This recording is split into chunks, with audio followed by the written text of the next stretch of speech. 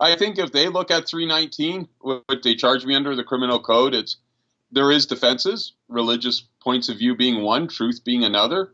I challenge them. I challenge them to show me where I lied in my flyers when I talk about STIs and some of the social maladies associated with the LGBT lifestyle. Whether you like it or not, HIV is a higher risk if you're engaging in sodomy.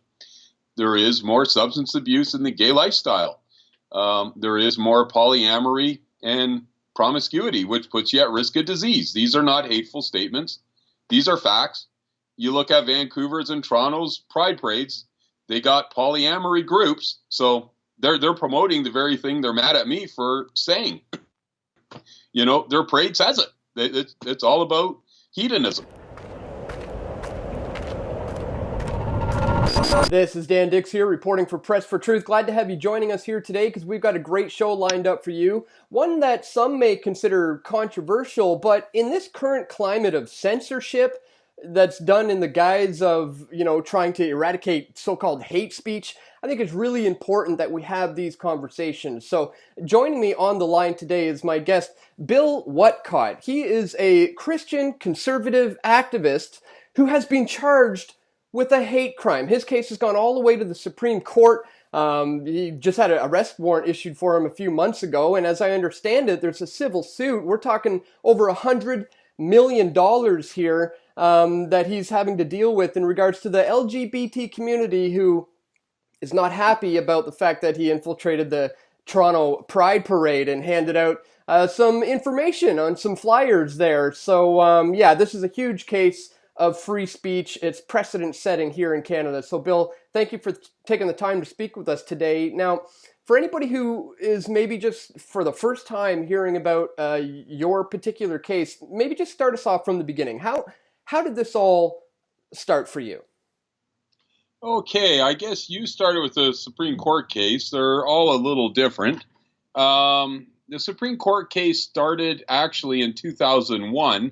And it began at the tribunal level with the Saskatchewan Human Rights Tribunal. And I was charged with discrimination and fined $17,500 and given a lifetime gag order, which I broke within 24 hours of the judgment being released. I never have gotten gagged, thank God. But that was in relation to what was called a gay-straight alliance being started in the Saskatoon public schools. And being a conservative Christian and being someone who believes that God has created sex for lifelong holy matrimony. And as a nurse who's seen some of the damage due to the homosexual lifestyle in terms of promiscuity and STIs and psychological damage and whatnot, I had some concerns about this being promoted in schools. And I did a little bit of digging, found out about the gay-straight alliances, and interestingly, I had the truth on my side, and I'll get to that in a minute. I exposed some of the gay-straight alliances in the United States where they had children at the age of 12 simulating anal sex at the front of the classroom and playing with bananas, and some of the teachers using, if you want to give them the title teachers, very vulgar language, and really, in my view, sexualizing the children is what they were doing. And me, I'm opposed to that, and I'm not ashamed to say it. I don't think that's fair to kids. I don't think that's fair to parents who are not comfortable with the homosexual lifestyle being pushed on their kids. And so I put out 5,000 flyers denouncing this with accurate medical information and accurate information on how these gay-straight alliances started out in the U.S. and what they turned into. And I lost at the human rights level. I was given a $17,000 fine, and then I put out more flyers, like I said, the very next day, and we fought to the appeals court, and I won in the Saskatchewan Court of Appeal, a rather resounding victory, where the Court of Appeal was unambiguous that this is a controversial topic that should be debated freely. Then the Supreme Court, unfortunately, reversed it. And when it came to the content of my flyers, they just said they were hateful. They're the ones that determine that.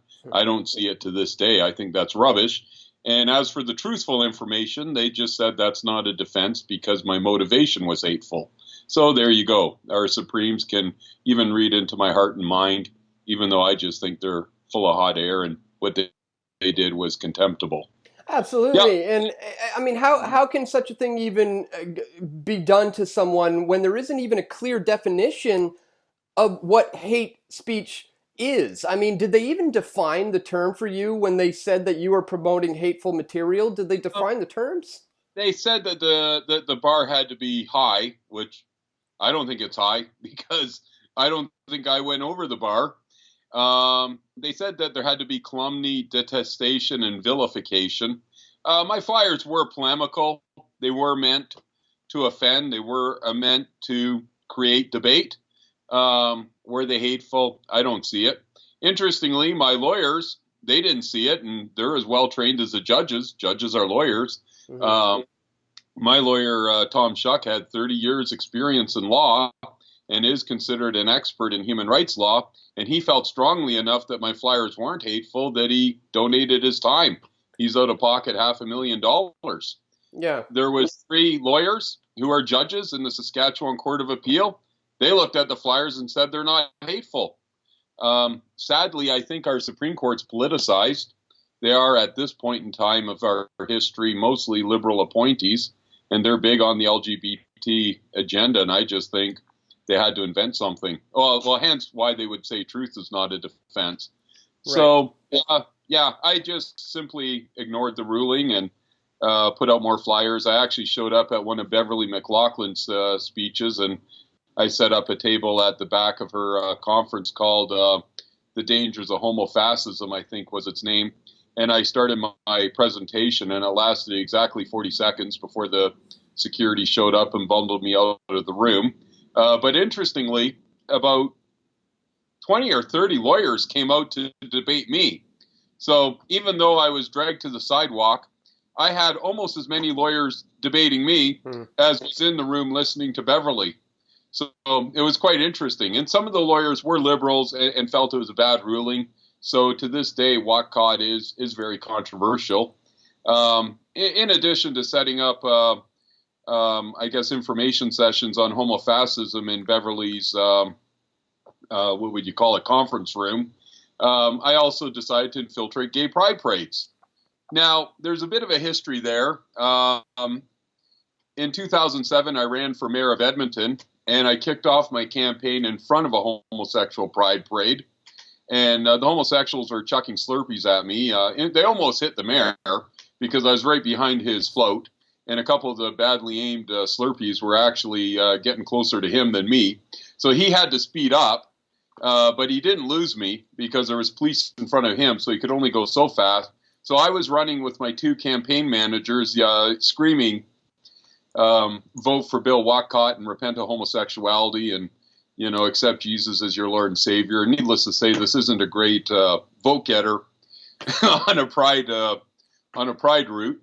And I discovered that I was not accepted as an openly Christian man. So consequently, I had to go in the closet. And so I infiltrated the Vancouver Pride Parade as the Church of the Flying Spaghetti Monster. Now, under that title, I had pink hair and a little fairy cape. And I freely admit I looked as gay as a $3 bill. I was accepted. The homosexuals loved me, and I was able to give them my literature. Now, some of the homosexuals weren't that perceptive, and they thought that these were real condoms I gave them. They actually had gospel messages and messages on ex-gays and messages on sexually transmitted diseases. And they'd open these up at 1 in the morning with their boyfriends, and I'd get a lot of hate mail, needless to say. And a few thin skins, not all of them, but a few thin skins would go and call the police on me and try to get me charged with a hate crime. But I did find that to be a highly, highly successful endeavor. So 2 years later, I made a new name, and it was the Gay Zombies Cannabis Consumers Association. Because once again, they're not, I did. In my defense, I did apply in the Toronto Pride Parade as Bill Whatcott, an openly Christian man. And they said, I'm not welcomed in their parade this year, the year 2016, nor any subsequent year after that. So once again, they put me in a closet. They did not accept me when I tried to come out. And so I went into the parade as the Gay Zombies Cannabis Consumers Association. And they accepted me. They wanted that. And so they stuck me in with all the Leathermen. So I had all these naked guys and dog collars and everything all around me. And I was handing out my zombie safe sex packages. That's what I called them. And they all wanted it. They all accepted me. And then I did some photo ops with the police that were providing security, and they had no idea I was in the parade. And then I did some, got out some more flyers, and I even gave one to in the Vancouver Pride Parade, I gave one to a homosexual politician who was an NDP. I can't remember his name, but anyways, he was running around on a little unicorn. I got my arms around him, and he photo opped with me and wound up on the front of my website. Yeah. So anyways, it was very, very successful. And at the end of the day, if you were offended at my flyer, it really did work for recycling. You could just throw it in the garbage. Nobody was hurt. A few people actually had very, very decent discussions with me afterwards. Some yelled at me and would calm down when I would debate them, because I would try to debate the issues, even if you called to F-bomb me. One gay guy from Vancouver sat on my flyer for 3 months and actually came to my church. So, he was not comfortable with the lifestyle. He wanted help to get out of it, and he reached out to us. So all in all, I think it was good. And if you didn't like my flyer, you could F-bomb me. You could send me some hate mail. I was quite happy to receive it and throw the flyer out. In one guy's case, he out and out appreciated it. And in other cases, there was discussion where maybe we didn't agree, but we both agreed that there was a good discussion. So there was a variety of responses. And for 2 years, they tried to sue me for $104 million. Doug Elliott, Smitherman, who was the ex-deputy premier, Justin Trudeau, and Kathleen Wynne were named as litigants. So there was claims that they were harmed by my flyers. I don't even think Justin's seen me there. And how could my flyer be worth $104 million in damage? Like, it doesn't make sense. When you get into that kind of money, you're talking like BP Petroleum blowing up in the Gulf of Mexico and spewing oil over half the U.S. coastline. Then you get into that kind of money. My flyers, well, maybe you can hit me for $100 for recycling. I don't know. But they thought it was worth $104 million. Now, that was a waste of time. They tried to go after all my friends who helped me. And we're talking like Christian mothers who maybe donated 2 hours of time making my gospel condoms. You're talking maybe a pastor who gave me $100. Like, these are actually decent people. They're not out to hate on people, but they got the same concerns that I do. That the LGBT activist agenda is harmful. That's our view. That's the view we want to communicate.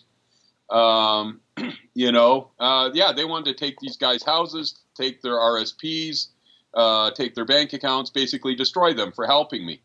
So I pretty much said I'd sit in jail for the rest of my life rather than turn in my friends. And, I think they looked me upside down and sideways and found I didn't have any money to take. So their $104 million lawsuit floundered. And I think just as Kathleen Wynne is leaving, the office, they had one last kick at the can and they put out a Canada-wide arrest warrant. And I didn't even know about it until they were showing up at my dad's house, showing up at my ex-wife's house, showing up at my kids' houses, showing up at my friends' houses, showing up at a place that I rented in New Westminster. Finally, they showed up at a place where I'm living now in Leduc. And thankfully, I was up in camp, so they weren't actually able to arrest me. My wife called me and said the cops are here. And then my daughter called me and said the cops are at her house, and she's in Saskatchewan. And another one called me from Devon, Alberta. Cops were there looking for me, and I thought, well, what the hell did I do? Because I didn't even think it could be the parade. Like, this is 2 years old news, and we already litigated it civilly. So that I was thinking, like, did I murder someone, 10 years ago? Because, Canada-wide arrest warrants, you look in the paper, they're typically bank robberies, terrorism, escaping federal prison. If you knock off a liquor store with a knife, you're probably not getting a Canada-wide warrant. If you get out of the province, they'll just have a province-wide warrant and, kind of hope you never come back. So I thought, well, it's got to be serious, but I had no idea what it was. And then when I called one of my lawyers, they phoned the RCMP in Leduc because they were the ones who come to arrest me. And then they found out the warrant came out of Toronto. And then they called Toronto to find out what the warrant was about and found out that it was because I put out these flyers in the Gay Pride Parade 2 years ago. Wow. And, I turned myself in, and they brought 2 cops, so this is a huge waste of taxpayers' money. Unbelievable. Well, on oath to get me. Yeah. You know, the last time I checked, it wasn't illegal to be offensive. You know, it's not against the law to hurt someone's feelings, and you know, we're starting to see this strange balance where the scales are tipping towards the other side here. So it just doesn't. Got to remember, this parade is not exactly pristine. There was gay guys running around with pictures of Jesus on their crotch. Clearly, that was meant to offend people like me. Right. There was signs, F-U-C-K, the Christian right. I find that offensive. Yeah, it seems there is a double standard here. Dog callers. Half of Canada finds that offensive to this day. Right. Yeah, yeah. And like my offense wasn't, F-U-C-K, the gay agenda. Mine was arguments. Mine were thoughtful arguments. You may agree or disagree, but clearly I put thought in these flyers, and I was communicating a point of view to get you to think. To where you're sticking Jesus on the crotch, you're just trying to be a nasty guy. Right, so right. I'm a lot less offensive than they are. Well, you're willing to engage in an open dialogue and have a debate with somebody, and perhaps you'll change your mind, perhaps they'll change your mind, vice versa. I mean, that's that's how we learn. But they got to at least be willing to discuss the issues. Now, what would you say? How do you wrap up in a nutshell the state of free speech in Canada, especially when it comes to conservative Christians? I mean, not just Canada, all over the world. I mean, there's people right now suffering at the hands of outright censorship, political figures. The UK certainly proved that with Tommy Robinson. That was very, very concerning. That was a show trial with as much due process as what Stalin had in the 30s. Within 1 hour, the guy is arrested, processed, convicted, put on trial, convicted, and then sent away for a year. Yeah. And his own family doesn't even know what happened to him yet. Yeah. It's an atrocity what happened to him. Look what just happened to, regardless of you love him or you hate him, Alex Jones just a few days ago was kicked off of Facebook, YouTube, Apple, iTunes, Spotify. He was essentially scrubbed from the internet the other day. He sets up his own platforms because I like listening to him. I listen to him. Well, people should have the option. People should have the ability to tune into him if they want to. So there is a huge clampdown happening right now, and it seems that things are ramping up in Canada. So, just how bad is the state of free speech in Canada, and how, where do you see this going? I argued after Whatcott in 2013 that free speech was close to dead. Obviously we still have more freedom than North Korea. But my wife, she comes from communist Yugoslavia. She lived in Yugoslavia in the 1980s under communism. So she knows firsthand what censorship is, and her perspective, and this is not hyperbole, this is how she sees it. She was a Christian in Yugoslavia. She's a Christian now. She believes Canada's a little less free than Yugoslavia was in the 80s. And that's really sad. Like, if you want to run around on the streets of Vancouver with your wang hanging out, you got freedom to do so. But if you're a Christian, and we're not only talking me, we're talking like a teacher. His name was Chris Kempling. He wrote a letter to the editor arguing that children shouldn't be sexualized at age 5. I would say that to this day, his view is a mainstream view. Soji is pushing that kind of thing, sexualizing children. His career was destroyed. He's not teaching as a teacher today. Probably if you criticized homosexuality in Yugoslavia back then, you would have been fine. You would have been fine. If you criticized the Communist Party, in Cuba, it was pretty dangerous. In Yugoslavia, you might get kicked out of a government job. You would probably not be like me, where you're thrown in jail for 4 days and not given food and not given medicine. That's getting pretty nasty for simply expressing a point of view. Yeah. And they aren't done with me yet. I might still go for 2 years if they convict me. Yeah. What else? How else has this affected you? And what do you see coming of this in the coming months or years? I don't have any faith in our justice system, and I hate to say that. There isn't a lot of due process on this issue. I think if they look at 319, what they charge me under the criminal code, there is defenses, religious points of view being one, truth being another. I challenge them. I challenge them to show me where I lied in my flyers when I talk about STIs and, some of the social maladies associated with the LGBT lifestyle. Whether you like it or not, HIV is a higher risk if you're engaging in sodomy. There is more substance abuse in the gay lifestyle. There is more polyamory and promiscuity, which puts you at risk of disease. These are not hateful statements. These are facts.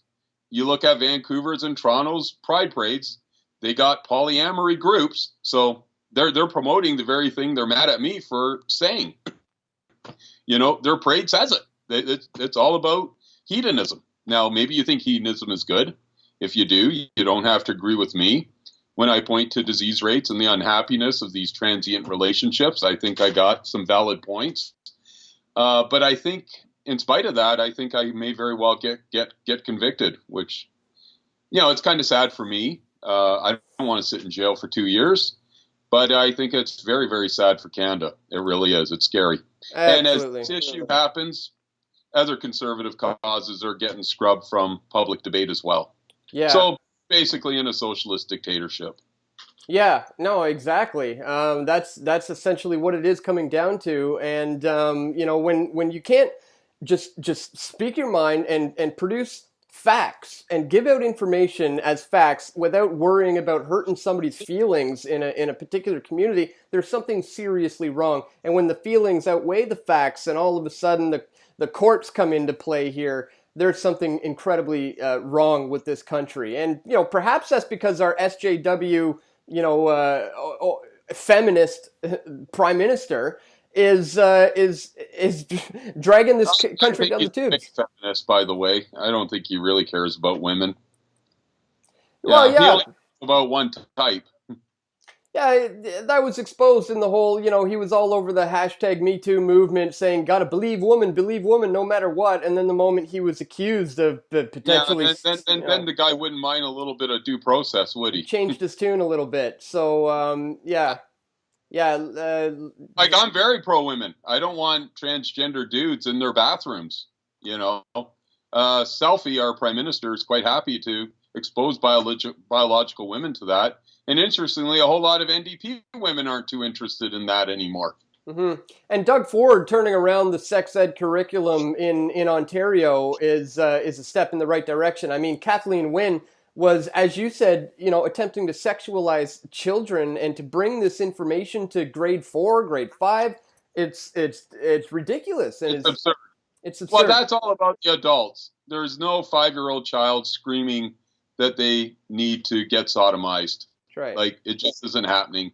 Even at 11 and 12, if you don't expose them to the stuff, they're not overly interested in sex. Once you hit puberty, you're interested in sex. And then there's 2 ways to approach it. You can say, well, you can decide now at 14 whether you want to have anal sex, or you can take my approach and say, this is, something that you need to deal with responsibly. And we think a lifelong committed relationship is the best way to express sex. You can go either way, but I think parents ought to have it. And I would argue children were healthier a few decades ago when they were not sexualized. Yeah. Well, I'd have to agree with you. And I think a lot of people who are watching this are going to be completely agreeing with us. So for people who are interested in supporting your cause, I mean, you're probably finding it difficult to work these days. Things are probably, you've been getting coverage all over the news. You're on the Daily Show, for crying out loud. I mean, this has not been easy for you. So how can people support you financially, support you in any other way? What are the links to where people can help you? Well, I do appreciate that. If people are interested in my cause, there is my wife. She did set up a GoFundMe after I got fired. I did have a job in the oil sands, and sadly, the Canada-wide arrest warrant put an end to that as I sat in jail for 4 days. So I guess that would be on Go Get Fund Me. I shouldn't say GoFundMe. She did. My wife had a fundraiser up there, and the homosexual activists were all over it in a heartbeat, and she was banned for life, even though there was nothing criticizing him. Just simply a statement that I lost my job and we had 2 kids and a house, the bills don't stop coming in. But yeah, they couldn't bear for my wife to get a couple $1,000s to look after our family. And then another one that's very important, perhaps even more important, is my lawyer, Dr. Lugosi. That's also on Go Get Funding. I think that one says, help Bill defend religious freedom and the right to argue genders, or something to that effect. You can find that on Go Get Funding. So if someone wants to help my legal cause, perhaps you can go there, because that doesn't only help me. Like, if you help my wife, you are helping me and my kids. If you help my lawyer, you're helping all of Canada. He's about 60,000 in the hole, so he could use some help. Yeah, well, I think everybody really got to get on board here. It's that whole thing. That whole thing. They came for this one, and I didn't say anything because I wasn't one of them. That whole thing. Well, yeah. You could be the beginning of the domino effect here. So if we don't stand up for free speech now in Canada with your case, this could be, a deal breaker here. So I'd strongly encourage people to check the links in the description. They will be located below. Once again, Bill, thank you so much for taking the time to speak with us today. Thank you very much for having me, and thanks for your podcast and for bringing these issues to Canadians. The lamestream media has dropped the ball on this, so I appreciate alternative media guys like you. And God bless you, and have a good night. All right, thank you. Take care. We all want truth.